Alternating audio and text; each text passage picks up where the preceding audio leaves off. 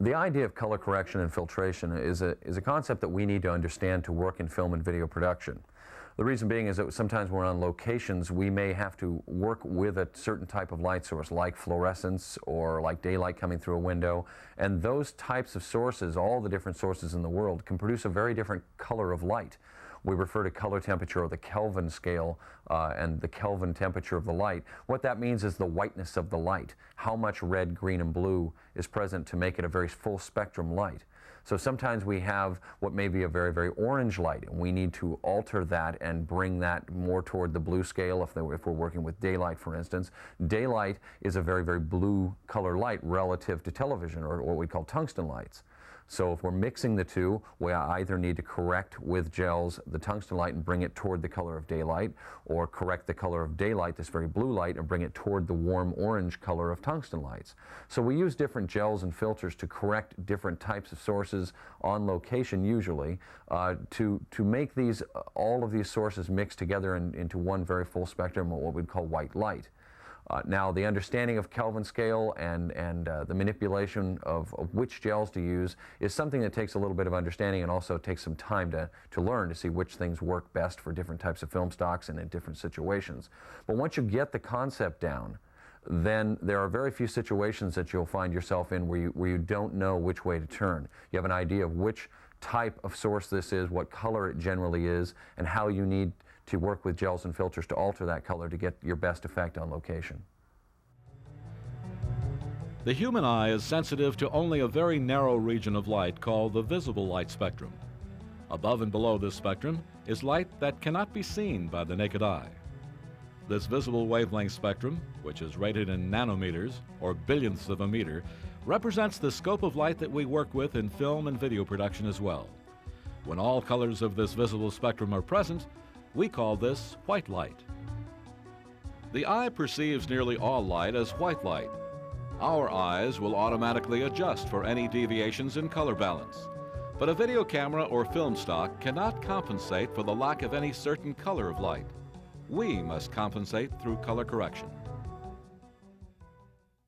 If we heat a piece of black metal hot enough, it will begin to glow, beginning first with a warm red-orange glow. More electrical energy can be forced through a metal filament, and it gets brighter. As the energy is increased, the color of the light changes toward a cooler and whiter color. This visible heat is the basis for incandescent lighting, or the common light bulb. To measure the true color or whiteness of a light source, the Kelvin temperature scale was developed by 18th century physician Lord Kelvin.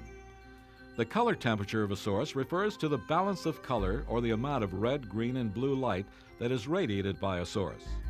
Simply put, the lower the color temperature, the warmer the color output of the source. The higher the color temperature, the cooler the color output. This color of light that is emitted by a light source can be called the spectral distribution of light. Incandescent sources, such as those used in our home, actually emit a very red-orange color of light, which registers at approximately 2800 degrees Kelvin. Although they are considered a white light source, because all colors are present, much more red and orange light is emitted than any other color. Standard tungsten lighting fixtures produce a similar but slightly cooler color of light at 3200 degrees Kelvin. The midday sun, which radiates a bluer and more even spectrum of light, is rated at approximately 5600 degrees Kelvin and is also considered a white light source. Depending upon the time of day, the weather, and other factors, the color temperature of daylight can range from 4,000 or 5,000 degrees to over 20,000 degrees Kelvin. A look at this professional fluorescent tube fixture demonstrates how a video camera or film stock will record 2 tungsten and 2 daylight color temperature bulbs. In this shot, with the camera set to record the color of daylight, the daylight colored bulbs appear white, while the tungsten bulbs appear a warm orange color. With the camera set to record the color of tungsten light, the 2 tungsten bulbs now appear white, and the 2 daylight colored bulbs appear quite blue. We can clearly see that the camera cannot see both color temperatures simultaneously as white light. It is for this reason that we sometimes must modify or correct the color of a light source to match either existing light conditions or other light sources. There's a couple of important facts that you should understand about working with gels and filters. And the first, especially about gels, is that when you put a gel on a light, it does kind of the opposite of what you might think it'll do. For instance, if we put a blue correction gel on a tungsten light, it doesn't add blue light. It subtracts all the opposing or complementary colors to leave only that blue light to pass through. Someone once told me of an analogy of adding a filter to your water faucet at home. You're not adding good water. You're subtracting all the bad, unwanted particles out of that water to make it taste better. So gels and filters do the same thing. They subtract the opposing, the unwanted colors and leave only that color that the gel is. For instance, a green gel, you're subtracting all the other colors and allowing only green to get through. Now, the other thing you need to understand about gels and filters is that while you're subtracting all those other colors, is that you're also losing some of your light value. So a lot of gel swatches will have listed what you'd call a transmission factor. How much light gets through this gel? How much am I losing? So a particular gel might list a transmission of 25%. And what that means to you is that if you start out with a 1,000 watt light and put this gel on it, you're only going to end up with 250 watts of light, 25% of that light value. So what you need to factor in when you're using certain gels is that, gee, if I wanted that 1,000 watts of output, I need to start with 4 times more light. I need to start with 4,000 watts of light. Then when I only get a 25% of it, I'll end up with that 1,000 watts that I need. So this whole idea of the complementary colors being absorbed, et cetera, and the fact that you do lose light value as well is something that's important to understand about using gels. To understand how to utilize the many gels available to you, you must first understand how gels are designed to help you. A look at a page from the GAM Colors Swatch Book shows that several different points of information are provided for the user. Printed at the top are the company's gel number and a listing of the particular gel name. In this case, the color correction gel called half CTO, or 1/2 color temperature orange. Below the gel name is the Kelvin temperature shift value. Using this gel to correct a light source will shift the Kelvin temperature down on the temperature scale by approximately 1700 degrees. That means that the source will appear 1700 degrees Kelvin warmer by using the gel. This is an approximate rating due to the fact that the degree of Kelvin shift will differ depending on the Kelvin temperature of the original source. Just above the graph is the transmission factor, a listing in percentage points that tells us the total transmission of light through the gel. This CTO gel transmits 73% of the visible light and absorbs 27% of the opposing colored light. Half CTB correction gel transmits only 44% of the total light value. This loss of light due to the use of any gel is an important factor to consider when selecting an instrument or calculating an exposure. Below all of these numbers is a graph, which plots the spectral distribution of the gel. This means that the graph shows which wavelengths or colors of light are absorbed and which are transmitted through the gel. At the left of the graph is the transmission percentage, and at the base of the graph is a nanometer scale. By comparing the graph with the color chart provided at the front of the swatch book and looking at the transmission factor and Kelvin shift, you can accurately predict the effects that each gel will have on a light source.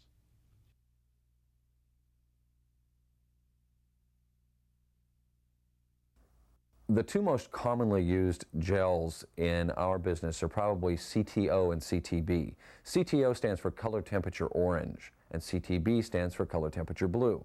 You might use color temperature orange in a situation where you're using tungsten lights in, say, an office to light your subject, and outside is daylight, which is a much bluer colored light. So you would use color temperature orange gel on the window to alter the color of the daylight, the apparent daylight that's coming through the window. It's going to subtract all that blue out of the daylight and leave the warm orange color that'll match the color of your lights that you're working with. So you're balancing for tungsten when you're using CTO on a window to alter the color of daylight to bring it toward your tungsten lights. CTB, on the other hand, color temperature blue, you would use on the tungsten lights to alter the color of that tungsten light to match the color of daylight. So in theory, a sheet of full CTB would color correct a tungsten light to the color temperature of midsummer day daylight outside, around 5,600 or 6,000 degrees, in theory. Sometimes that shifts to the time of year or where you are on Earth or whatever. But the idea is that those are probably the two most commonly used gels to alter either our sources or the daylight of a window or something like that. And there's one other gel that should be mentioned with these, and that's neutral density gel. Has no effect on the color of the light. It just reduces the amount of light that's being let through. So for instance, when you're working in that office situation and the window's behind the person and it's mid-sun summer in the middle behind them, it's very bright outside. So you might put CTO to alter the color of that daylight, but it's not going to knock down the window enough. The window's still going to be very, very bright relative to how much light you're working with inside the office. So you might add 2 stops or 3 stops of neutral density gel on top of that window with the orange gel to make the window less bright and the proper color so you can work with your standard tungsten lights in an office. When working against windows and lighting your subject with tungsten instruments, a combination of color correction and light reduction gels can be used on the windows to produce a very natural-looking image. To light this interior shot of Devi, Bill Holshevnikoff uses a 1,000-watt Lowell DP light with a small Camera light bank as his main light source. The large diffused surface of the light bank produces a very natural-looking light quality on the subject. A light form frame with white reflective fabric is used as a soft bounce fill light source. Behind the subject, a 300-watt airy Fresnel light is directed at her hair and shoulders. A diagram of the setup shows the placement of the main light, bounce fill source, and separation light relative to the subject and the window. Before we begin the process of color correction for the window, we should first look at the range of light reduction gels called neutral density gels. GAM color neutral density, or ND gels, provide light reduction that ranges from a half-stop reduction to 4 f-stops of light reduction, with virtually no effect on the color of the light source. ND gels are rated as 0.3 neutral density equals 1 f-stop of light reduction, 0.6 equals 2 stops reduction, and so on up to 1.2 ND gel, which is a 4-stop reduction. In this first image of Devi, the camera is balanced for tungsten lighting, and the camera iris is set for a proper exposure of the background. Although the subject is illuminated with tungsten instruments, the sunlight outside the window is far brighter than the interior lighting, and at this exposure of f11, the subject appears as a silhouette. The second image shows the results of opening the camera iris 4 stops to f2.8, which is the proper exposure for the tungsten lighting. While the subject is now properly exposed, the background window area is 4 stops overexposed and without any detail. To reduce the apparent brightness of the window in this shot, single 20 by 24-inch sheets of neutral density gel will be placed on the inside of the window behind Devi. Looking again at our image of Devi with the exposure set at f2.8, the window area is severely overexposed and without detail. With the addition of a single sheet of 1-stop ND gel on the window, some detail is achieved in the background area, but the window remains overexposed. The window area at frame left will remain unaffected as a reference. A look at the effect of placing 2 stops of ND gel on the window reveals that some detail is now evident in the trees outside the window, but still, the background appears overexposed. The effect of 0.9 ND or 3 stops of light reduction is substantial. There is plenty of detail now in the background elements, but the area near Devi's face is still slightly overexposed. One might decide to use this level of neutral density gel on the window for this shot. With the use of 4 stops of neutral density gel on the window, there is now good detail in all the background elements, and the focus of the image shifts back toward our subject. Relative to the clear window area at frame left, you can see how effective neutral density gel can be when working against bright windows. With the entire window area covered with 4-stop ND gel, the brightness of the background area has now been reduced to a level of exposure that matches the brightness of the small tungsten lighting setup surrounding Devi. But, although the problem of light reduction for the window has been solved, the true warm tones of the background have yet to be seen. CTO, or color temperature orange, is a color correction gel designed to shift the color temperature of the original light source toward the color and spectral distribution of tungsten light. In theory, a single layer of full CTO gel placed on a daylight source, such as a window at midday, will reduce the Kelvin temperature of the daylight by approximately 2600 degrees and convert the color of daylight to match the tungsten lighting.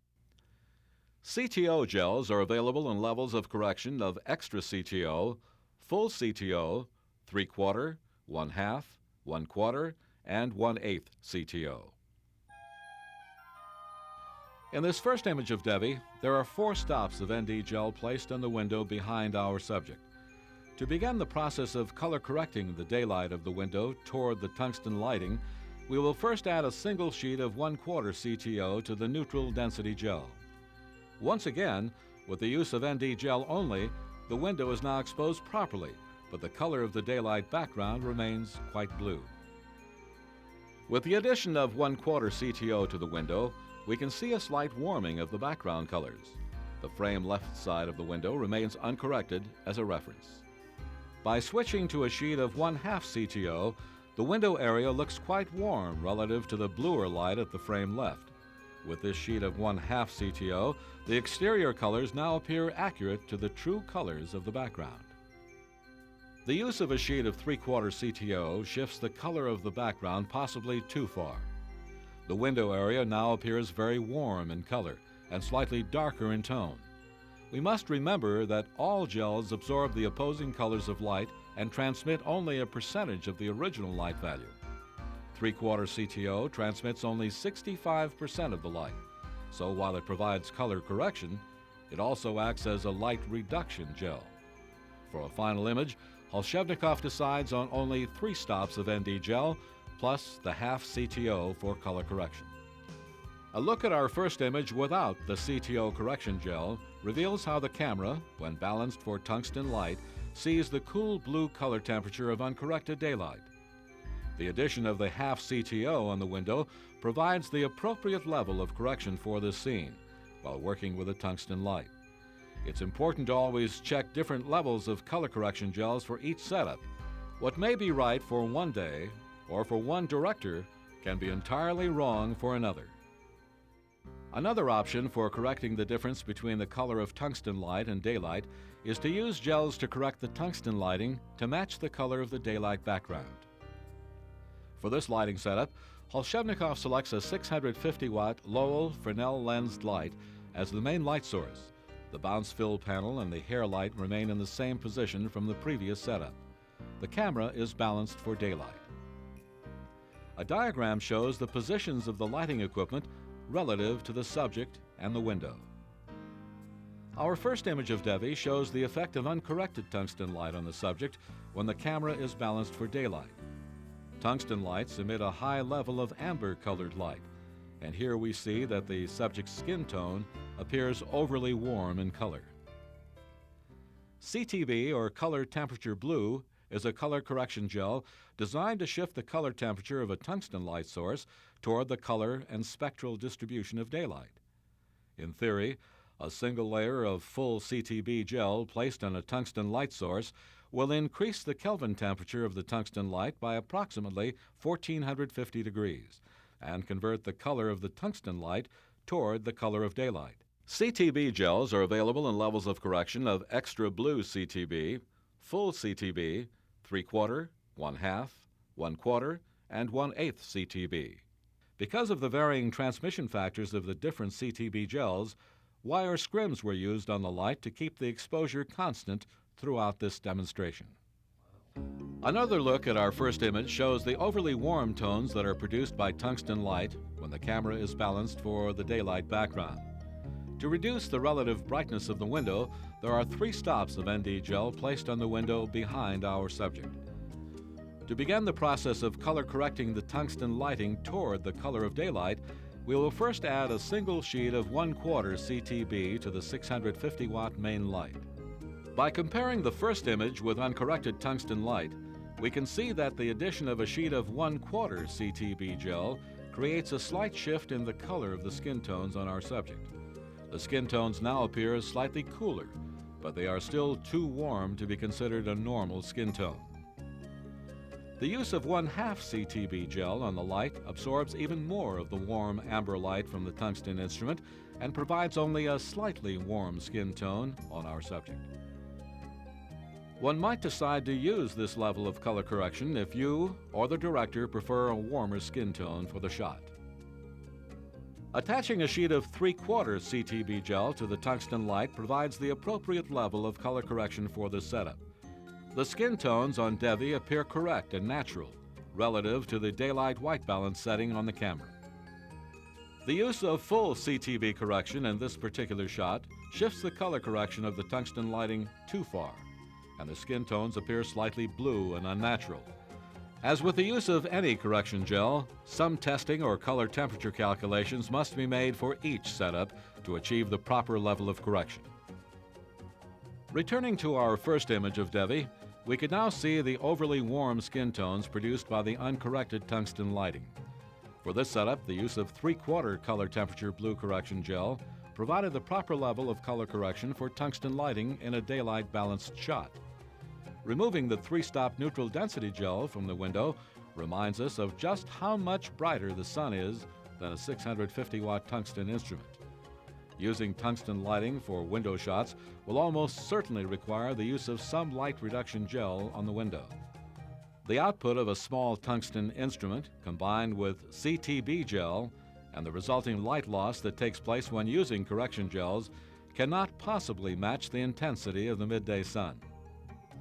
For this shot of Devi, the use of 3/4 CTB gel on the tungsten light and 3 stops of ND gel on the window provided the appropriate levels of color correction and light reduction to create a natural-looking image. Probably one of the most common color correction situations is when you're lighting a person inside a home or an office with your tungsten lights, and there's a window behind them. Now you have two factors to battle with this window. One is the brightness of the window, because it's very bright outside during the middle of the day with the sun, and also the color of the daylight coming through that window. So you can gel with CTO at the window and or gel your lights. Now, if you're going to gel the window, if you're only seeing a very small portion of the window, you can probably knock it down with neutral density gel and CTO to get the right color. It's not a big deal. But if you have to see a very large window, you have to see the whole thing, that gelling a window perfectly and seamlessly to the camera can be a very, very big task. Now, if you're just gelling your lights with color temperature blue gel, that correction gel is going to absorb a lot of light. So you end up with a problem that you're losing all the light out of your instruments. So how many lights do I need to get into this situation to blast at this poor person to match the brightness of the window? It can end up to be 6 or 8 hard light sources. It gets very hot in the room. You need a lot of power to run all these lights, and it doesn't look natural. It's not a great looking light quality on the person. There's alternatives. One of them is an HMI light source. HMI sources are daylight balanced. They're already color corrected to the color of the window. So that problem is already taken care of. And then on top of that, per the amount of power that they draw, they're very, very efficient sources. A 1200 watt HMI par might equate to 3,000 or 4,000 watts of tungsten light, and it's already color corrected. So with one 1200 watt light that you can plug into almost any kind of circuit, you can generate enough light that's the proper color so that you can shoot daylight and match the brightness of the window. Now, another way of going is fluorescence. Many of the fluorescent manufacturers have bulbs that you can just switch out, and you switch to the daylight bulbs. And for instance, a 4-foot Kinoflow fixture with 4 lamps in it is a very efficient light source, and it pulls almost no power. You can get that up close to the person. It's a very natural, very soft-looking light quality, and it's bright enough and color-corrected toward daylight that you can probably match a lot of window situations with just that instrument as well. So rather than battle with the gels on the windows and battle with the gels on your lights, you can go with HMIs or go with fluorescence and make the job a lot easier and get better results. Whenever possible, using HMI daylight balanced lights can make shooting an interview against a window a quick and easy setup. To begin the lighting for this shot, a small Camaro light bank is attached to a speed ring for a 1200 watt airy par light. A stand is set up and the HMI light is placed on the stand and directed toward the talent area inside the small corporate office. The head feeder cable is then attached to the par light to provide power to the instrument. The newer generation of HMI pars by Aeroflex provides the user with a more powerful and versatile lighting tool. The single-ended bulb design makes this instrument much more efficient, with a light output that equates to almost 5,000 watts of tungsten light. And the lightweight magnetic power ballast is dimmable with little or no shift in color temperature. This standard 1200 watt par is fitted with a wide beam lens, and the Camaro light bank is then attached to the instrument via the barn door holders. The rear of this small quartz bank can be sealed up to avoid any spill light. The heat-resistant materials of this light bank can withstand the heat from up to a 20,000 watt instrument. The light is then raised on the stand, is turned on, and the light bank is angled over the edge of the camera frame line. For a separation light, Holshevnikoff will use a 2-foot Kino Flow fluorescent light. Jamie pulls the 4-lamp unit from the carrying case and begins to pull the locking electrical connectors from the 2-foot-long tungsten balanced tubes.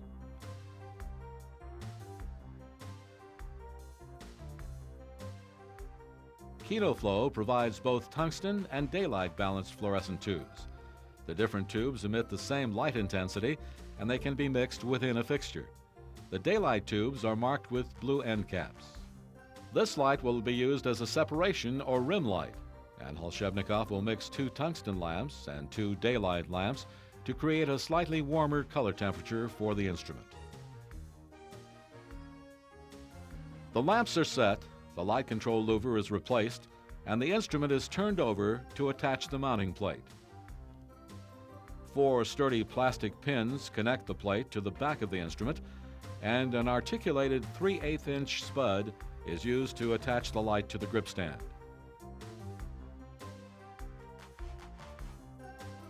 With the light firmly set on the grip stand, the barn doors are opened and the instrument is connected to the power ballast with a head feeder cable.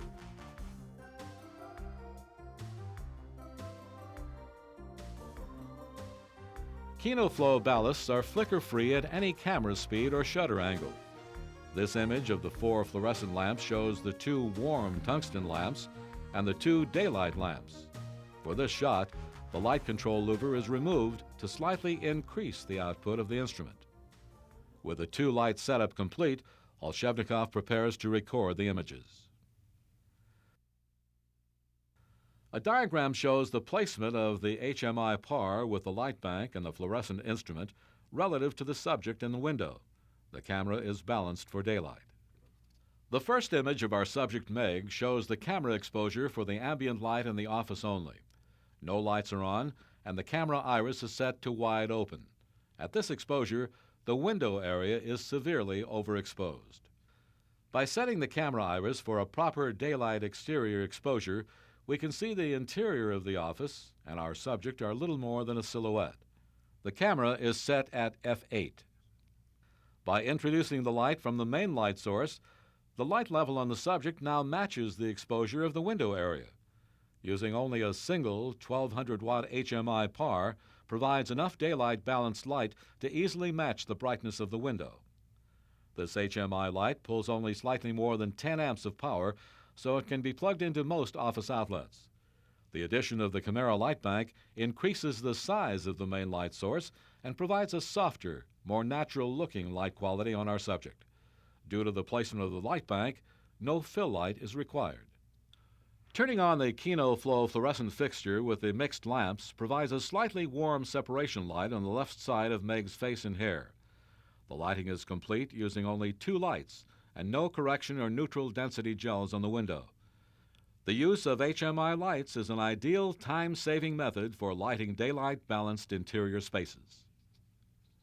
Another efficient method of lighting interior window shots is with fluorescent fixtures. The daylight balanced lamps can provide a very natural quality of light, but you may need to add some neutral density gel to the windows. Some shots require that you gel the entire window area behind the subject. If this is the case, you should first measure the window for the exact dimensions so that you can pre-cut the ND or correction gel. It's probably easiest to measure and cut the gel if you first roll the gel out in some flat area. The dimensions of the window are marked on the gel, and the gel is then cut to size. There are 2 basic methods of attaching gel to windows. The simplest method is to use Scotch adhesive transfer tape. This double-sided tape can be applied directly to the edges of the window. By first pressing your fingers against the paper coating on the tape roll, you can apply the tape to the window. Once the tape is on the window, you then can simply peel the paper coating off to reveal the glue. Although the glue is visible to the eye, once the gel is attached to the window, the glue virtually disappears to the camera. With all four edges of the window taped, the pre-cut gel is then just rolled onto the window and tacked to the adhesive glue. The gel can be peeled off and adjusted numerous times without affecting the glue. Once the gel is attached to the window, it is then easy to go back and smooth out any wrinkles in the gel. The gel that Jamie has applied to this window is two-stop neutral density gel. This method of attaching gel to windows is both fast and accurate. Another technique of applying gel to windows seamlessly might be called the wet method. Whenever you gel a window, it's a good idea to first clean the window thoroughly with glass cleaner. This method of attaching the gel to the window relies on the window being wet. With the window clean, a solution of water and a drop of liquid soap is then sprayed onto the window until the window is completely wet. The pre-cut gel is then applied to the window. Because the glass is wet, the gel sticks easily to the window. At this point, the gel should be worked into position and the wrinkles smoothed out. With the gel in place, the water and soap solution is used again to wet the entire piece of gel. Once the gel is soaked with the solution, a squeegee is used to clear the water from the front and back of the gel. As the water is removed from the gel is set into place onto the window. Once the water is entirely removed, the gel can still be adjusted at the edges to remove any minor wrinkles. Although this wet method may be a bit messy, the results are usually crystal clear. To light this office shot, a Kino Flow 4-foot light source is set on a grip stand and directed toward the subject and the window. The large 4-lamp instrument is fitted with 3 daylight balance tubes and 1 tungsten balance tube. This is a technique that Holshevnikoff uses to produce slightly warmer color temperatures with the daylight fluorescence. The louver is removed to provide the maximum output from the fixture. To provide a soft fill light source, a Chimera Lightform frame is assembled. Lightform frames are made of an aluminum alloy tubing and have an internal bungee cord to keep the frame segments together during storage or travel. No tools are necessary for assembly, and they can be used with diffusion, nets, and reflective fabrics. For this setup, a white reflective and black fabric is added to the frame. The white reflective fabric is used to bounce light from the main light source back toward the subject to provide fill light. To provide separation and background lighting, a 1,000-watt Airy Fresnel lensed light is set behind the subject, and a single sheet of 1/2 CTB gel is clipped to the barn doors of the light. The simple 2-light setup is complete. A diagram of the lighting fixtures and the bounce fill source reveals the placement of the instruments relative to the subject and window. There are 2 stops of ND gel on the window, and the camera is balanced for daylight. The first image of Debbie shows the camera exposure for the ambient light in the office only. The camera iris is set to wide open, and no lights are on. At this exposure, the window area is overexposed. By setting the camera iris for a proper daylight exterior exposure, the ambient light of the office is insufficient to provide any detail on our subject. Due to the 2 stops of ND gel on the window, the camera is set at f4. With the addition of the 4-foot Kino Flow daylight fixture, the subject exposure now matches the window exposure. The large diffused fluorescent source produces a very natural light quality for an interior shot, while there is still some shadow value remaining on the right side of Debbie's face. The use of the white reflective lightform panel bounces light from the main light source to provide a soft fill light and reduce the density of the shadow on our subject's face. Turning on the uncorrected 1,000-watt Fresnel reveals the very warm tones produced by tungsten lighting when the camera is balanced for daylight. Adding a single sheet of 1/2 blue correction gel shifts the color of the tungsten light toward daylight and reduces the output of the light by approximately 1 f-stop. This image shows that a mixture of fluorescent and tungsten lighting with 2 stops of ND gel on the window can produce great results with very little effort.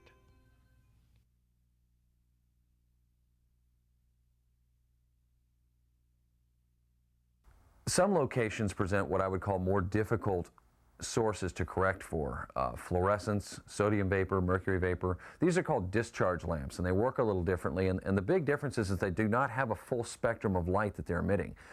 They may emit a very green-yellow type of light, or very orange colored light without the rest of the spectrum being present.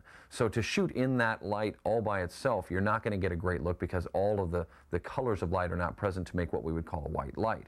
So we need to correct those, and manufacturers make different correction gels for fluorescence and for different sources like that.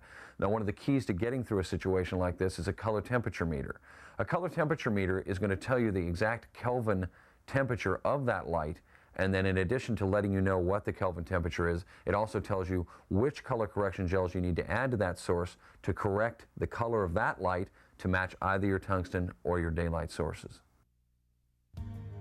Shooting under fluorescent lighting can produce unsatisfactory color and skin tones in film or video production.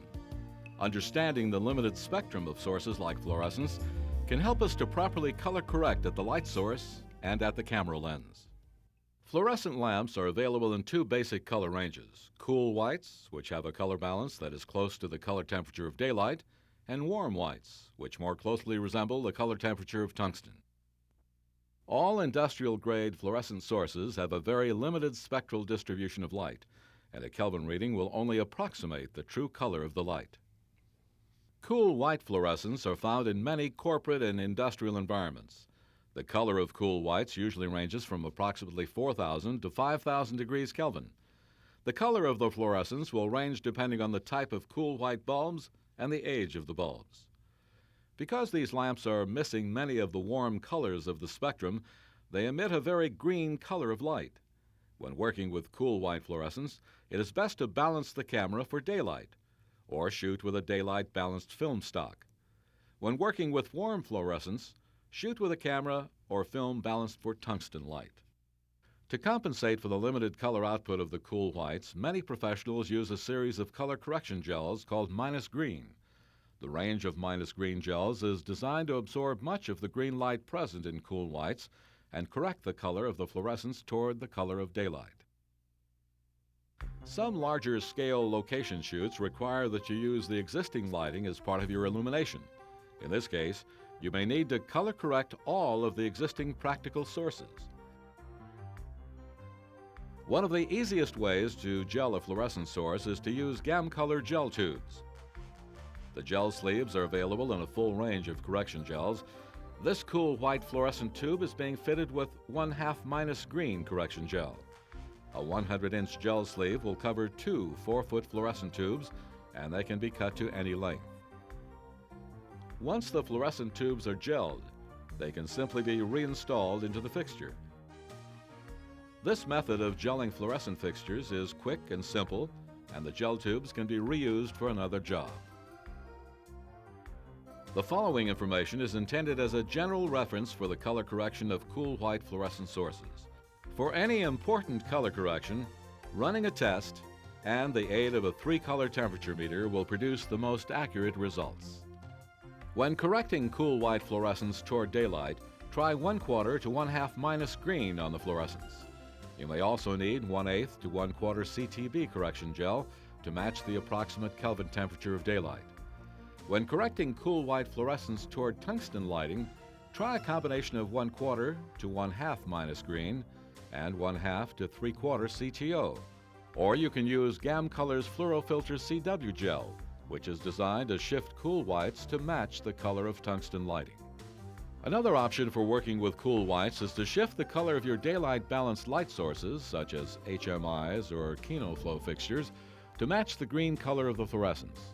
The range of the gels, named plus green, can be used to correct your fixtures toward the color of the cool whites. The overall green hue can then be removed by filtering at the lens or white balancing the video camera. A three-color temperature meter is designed to provide you with a working Kelvin temperature rating of a light source, and it will then suggest color correction gels to alter the Kelvin rating toward daylight or tungsten. An example of how a color temperature meter operates might be as follows. Under cool fluorescence, you might select daylight as your camera color balance, and then press the Kelvin temperature button. By depressing the light reading button on the side of the meter, the color temperature of the present light source will be displayed in the LCD window. Then, by pressing the color compensating button, the meter will suggest a correction gel in the magenta-green range. This reading of a +4 correlates approximately to 1/4 minus green gel on this chart. By then pressing the light balancing button, the meter will suggest a correction gel in the amber-blue range. This reading of a -34 correlates approximately to 1/4 CTB gel on the chart. A color temperature meter can be an extremely useful tool when working under difficult or limited spectrum sources. It takes a bit of practice to understand, and it can provide a great starting point for color correcting sources on location. There are a number of other methods of correcting for fluorescent lighting. This image of Lee was shot using only the overhead fluorescence in the office. The slight green cast to the image is typical of the color generated by cool whites. The video camera is balanced for daylight. One very simple method of correcting for cool white fluorescence is the use of a Tiffin color correction filter called the FLD filter. This filter is used in front of the lens when the camera or film stock is balanced for daylight. Using an FLD filter helps the color balance by absorbing much of the green light emitted by the fluorescence, and by adding, in a sense, many of the warm tones missing from the fluorescent spectrum. For correcting warm fluorescence, Tiffin offers the FLB filter. When using these filters on a video camera, the best results are achieved by white balancing through the filter. Looking again at the uncorrected image of Lee, we can see the pale green hue in the skin tones and on the walls in the background of the shot.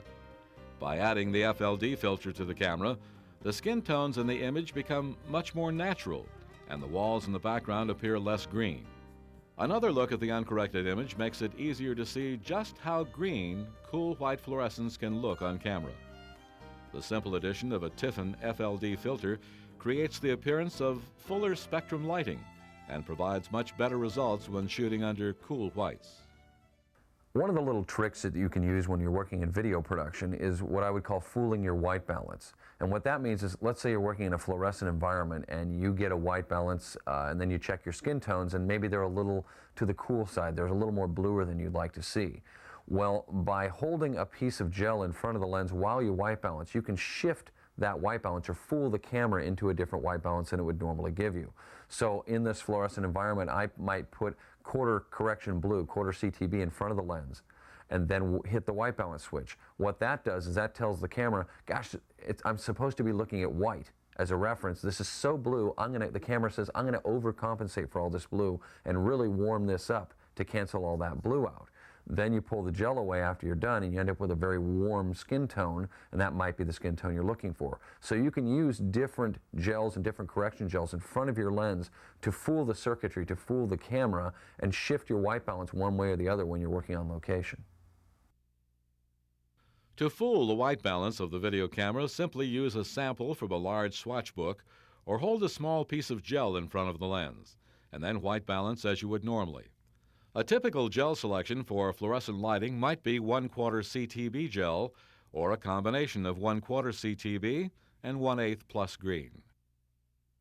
A look at the standard white balance created under the cool white fluorescence shows the slight green hue that is so commonly associated with fluorescent lighting. By shifting the white balance with a piece of 1/4 CTB or 1/8 plus green gel, the camera has altered its color balance slightly to produce more natural skin tones and a better overall color. But even with a better color balance, the overhead fluorescent lighting is not intended to be used as the primary lighting for your subject. Sometimes the use of some low-intensity supplemental lighting can make the people in a fluorescent-based shot look much better on camera. For this setup, Holshevnikoff has selected an airy 650-watt Fresnel and a small camera light bank as the main light source. A KinoFlow 2-foot fixture with 2 daylight lamps is used for separation light on the subject. The camera is balanced for daylight. To shift the color temperature of the warm tungsten fixture toward the color of cool white fluorescence, a small piece of 1/2 CTB gel is placed in front of the airy light. Another option for correcting the source is to use the color correction diffusion fabrics that attach to the front of the Camera Plus light banks. These color correction fabrics are available in a full range of CTB and CTO colors. This first image of Lee reveals the effects of the overhead fluorescent lighting and the slight green hue achieved with a standard white balance. The addition of the 2 lighting instruments changes the appearance of our subject noticeably. Not only is the lighting on the subject's face more even and flattering, but by using the 1/2 CTB gel on the tungsten fixture and then white balancing for that color of light, we have shifted the overall color balance of the image to a range that is now closer to the color of the fluorescence. This shift of color balance makes the background areas appear less green as well. A look again at the image without the use of the 2 lighting instruments shows the deep eye shadows that is characteristic of overhead lighting. The addition of some soft supplemental lighting can help to make your subjects look their best on camera.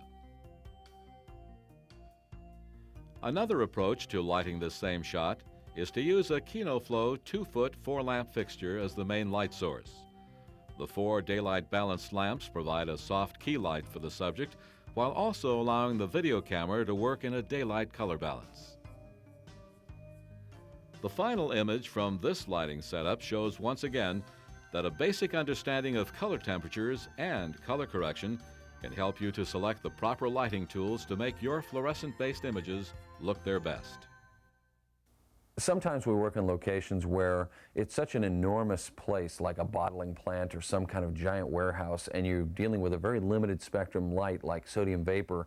And the best option, because you can't turn all the lights off, is just to narrow your focal length of your lens down. Shoot with longer lenses, frame up your subject, that'll limit your background area, and then just overpower all of that off-colored light in there. So, for instance, you'd light your foreground, your subject area, put a rim light on it, and then light your background with tungsten lights or whatever you're working with, and by overpowering all of that off-colored light, you can basically get a good look, but you can't do these massive wide-angle shots that way. So you're limiting your subject areas using longer focal length lenses, narrower fields of view, and selecting certain areas and certain backgrounds and just overpowering all the off-colored light and lighting just your subject and your background in those areas. This industrial location is illuminated with a very warm light of sodium vapors. In this case, correcting the numerous instruments in the ceiling would not be possible. A quick way of working in an environment like this is color correct your own light sources toward the color of the ambient light. In this case, adding some level of CTO, and then filter or white balance at the camera for proper tones. By just shooting with slightly longer focal length lenses, you can narrow your lens angle of view and light the smaller area with your uncorrected instruments. In this way, you are essentially overpowering the ambient lighting with your own sources. In general, you should light with tungsten instruments for warm colored sources such as sodium vapor, and light with daylight colored lights for cooler sources such as mercury vapors.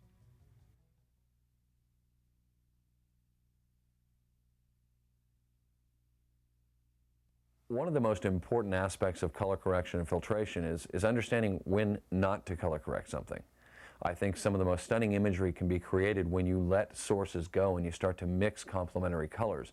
The warmth of a tungsten source and the cool color that comes from daylight can be a beautiful mix of light, and it happens in all the arts. In paintings, they use complementary colors constantly, and in photography and in film and video it should be used as well. So I think a problem can occur if you get so tied up into color correction that everything needs to be color corrected so it all perfectly matches, and after a while you can actually end up with some pretty boring imagery.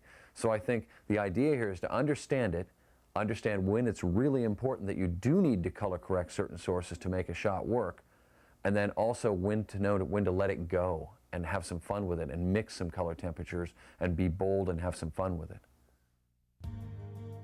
Probably the most commonly used mixed source lighting is achieved by lighting the scene with daylight balanced instruments and allowing the incandescent practical lights to mix in.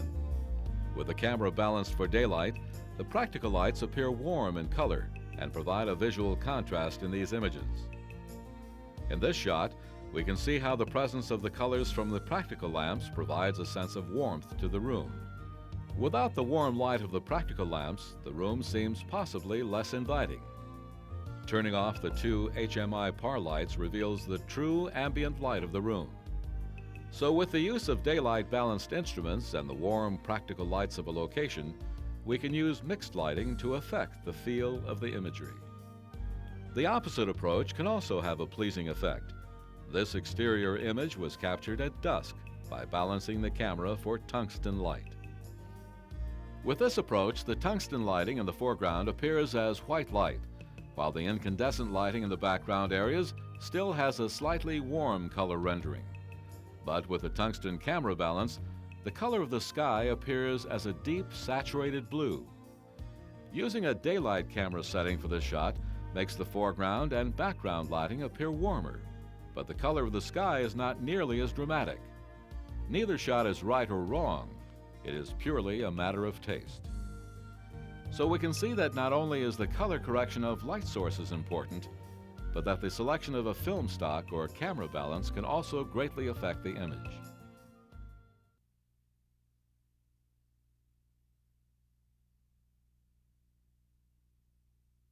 Once you've achieved the look that you want through your lighting and through color correction or gels, one of the last areas of manipulation that a lot of people don't even think about is filtration, which means glass filters at the lens. And what you can do with filtration is actually change the mood or the feel of the piece, and that becomes even more significant with videotape, because video is an electronic process, and it can be so unforgiving and so you are there that it's hard to give a feel or a mood to a piece, especially on videotape.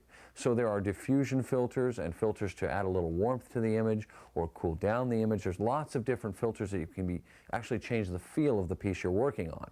Now there are also a wide range of filters that not only change the color, but they're called graduated filters. So it may be a cool blue at the top and it graduates to clear, or a neutral density, 2 stops of neutral density, and it graduates to clear. And when you start to get into graduated filters, everything kind of, it's your last real area of manipulation, because you can knock down an area of brightness or add a sunset to a sky that is just gray clouds, or bring a little more blue into the color of the water. There's so many different ways you can manipulate an image with filters and graduated filters. Now, once you've decided to get into filters, if you're going to get used, say, a diffusion filter or a warming filter, that could indeed be a round filter, and you could screw that under the front of your lens. Now, if you need to add other filters and you start stacking them, that can start to get a little cumbersome, and you can even vignette your image. You can see the dark edges of those filters when you pull out wide with your lens.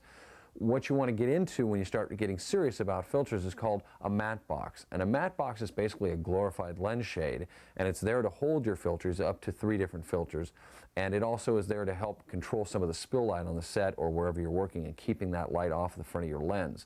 If a lot of light strikes the front of your lens, it ends up raising your black levels, and so your contrast shifts a little and you don't get the rich saturated blacks you might be looking for.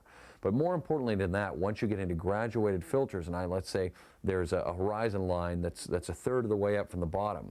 Well, if I have a round filter that's a graduated filter, all I can do is spin it around, and that graduated edge stays right in the middle. So when you get into square and rectangular filters, you can manipulate and shift exactly where you want that graduated edge to bring a sunset color, or to knock an area down in brightness. All these different ways you can manipulate the image just through filtration.